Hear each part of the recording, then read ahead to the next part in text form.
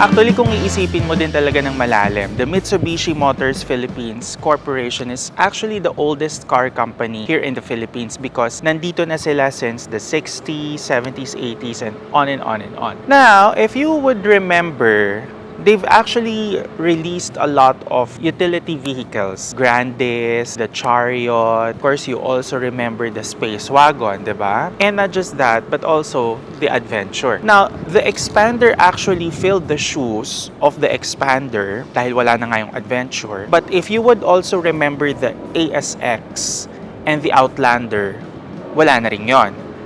So, where to fill the gap in a sea of crossovers? Friends, please meet the Mitsubishi XForce. Nung nakita ko yung XFC concept way before, sabi ko, it looks futuristic. Well, now it comes to life. Here in front, it looks aggressive and also pleasing to the eyes for me because parang sa akin, ito yung unique na dynamic shield ng Mitsubishi. It's distinct if you would compare it to other Mitsubishi models dito sa atin. Now here, you've got the T-shaped headlights, LED yan. Fog lights mo nandito na sa ilalim. I also like na meron siyang silver accent dito. It looks distinct and unique. Tapos, eto, parang ipaganon. The lines, ganyan. Since this is the top of the line or the top trim variant, which is the GT, meron kang black roof dito. No? So lahat ng mga top of the line ng Mitsubishi XForce, meron kang black roof. Now for the wheels, you have an 18-inch alloy wheels wrapped in a Hankook Ventus Prime tires. Also dito sa iyong side mirror, you have black paint here and also blind spot monitoring. Dito naman sa likuran, since yung harap mo ay T-shape, yung rear lights mo T-shaped also. Pero eto talaga ang nagpasaya dito. Automatic tailgate ka na, 'di ba? And maganda rin ang space mo dito sa may likuran. Meron kang spare tire, don't worry. So, hindi mo kailangan mag-alala just in case kunwari, ay baka ma-flat ka ganyan. Don't worry. Merong spare tire dito. You will appreciate na you can 60-40 split the rear seats. Well, hindi siya tulad ng magic seats ng Honda HR-V, but I mean, if marami kang dadalhin, 'di ba? Pwede mong split yung mga upuan dito sa likod. Okay, isara na natin. Punta tayo sa harap. As for the interior, natuwa ako kasi maluwag at saka ang ganda ng visibility. Maluwag na sabi ko, no? Oo, maluwag. I hope hindi ako na-offend sa sinabi ko. Charing. 12.3 instrument gauge cluster is here. You can see kung ilan ang iyong torque, tapos yung outside temp, altitude. Yan, yung mga altitude, ganyan. May mga soft touch buttons dito for you to control the volume or let's say you want to control the music. Now, the instrument gauge cluster is also all digital right now. Dito lang sa mga buttons sa harap, no, sa steering wheel ay puro piano black plastic. So, kunwari, kumain ka ng burger tapos humawa ka sa manibela, parang medyo messy lang, no? Meron kang space dito. Tapos I also like yung design dito na parang may pagka-denim. Ang ganda. It complements the overall look of the Mitsubishi Expander dito sa ating interior. You can control also your headlights here when it comes to the headlight tilt, ba? Kung gusto mo makasilaw, go, pindutin mo yan.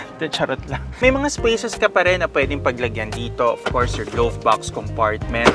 Now, you also have a USB-C and USB-A port with 12-volt socket and wireless charging. For the drive modes, nako, maa-appreciate mo to because I think this is well-tailored for the ASEAN or Philippine roads in general. Meron kang normal, wet, gravel, and mud. So, you are ready to tackle any road condition here in NCR dahil napaka-unpredictable na mga kalsada dito sa atin.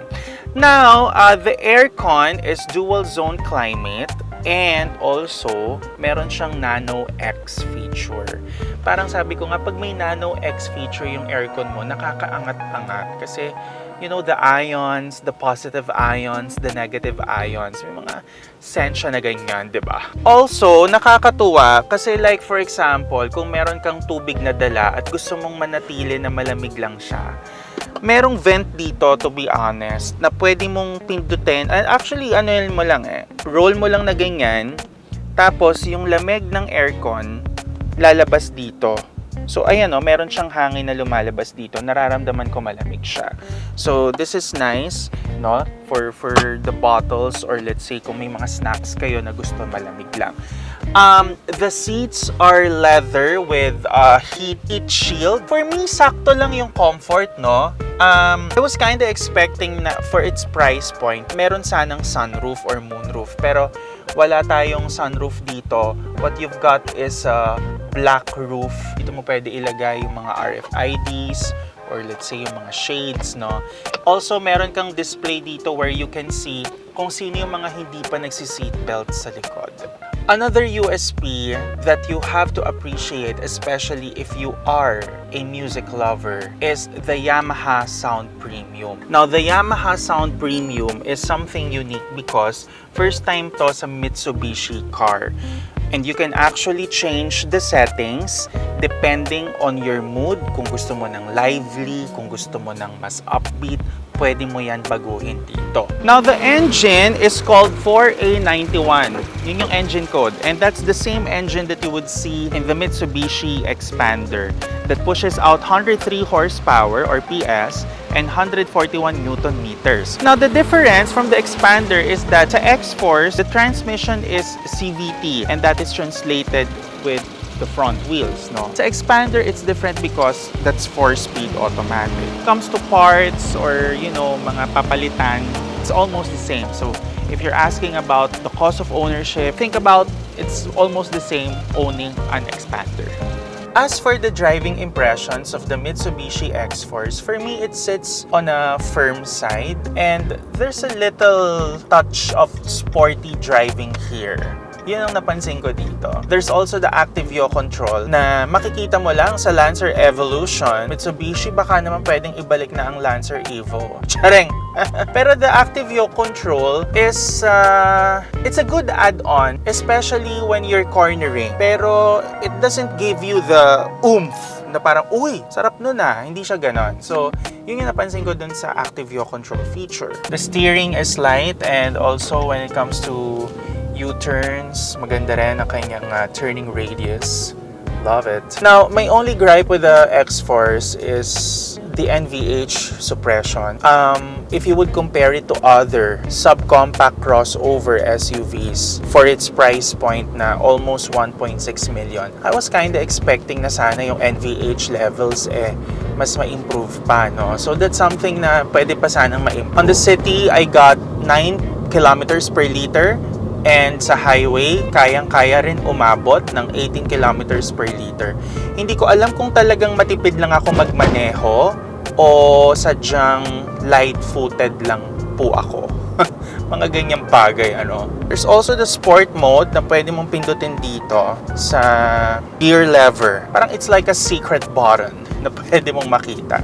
But overall, the ride is pleasant and siguro ang mako-comment ko lang talaga in terms of price points because marami siyang kalaban sa segment niya. You have the HRV, you have the BYD Sea Lion 6, the Yaris Cross, and take note, the only offering na meron ng XForce right now are the 1.5 NA engine. You don't have the hybrid for this pa. Hopefully, dumating yung hybrid version para competitive, diba? Mas maraming options yung buyer. But yeah, for me, my sentiment here, if you are looking for a first car that has practicality, the right size, this can be a good candidate. But again, the difference here is that it looks unique. It's not the usual subcompact crossover na makikita mo sa kalsada. It's got the looks, it's got the tech, the gizmos. Still, it's up to you if you're going to buy this kind of vehicle.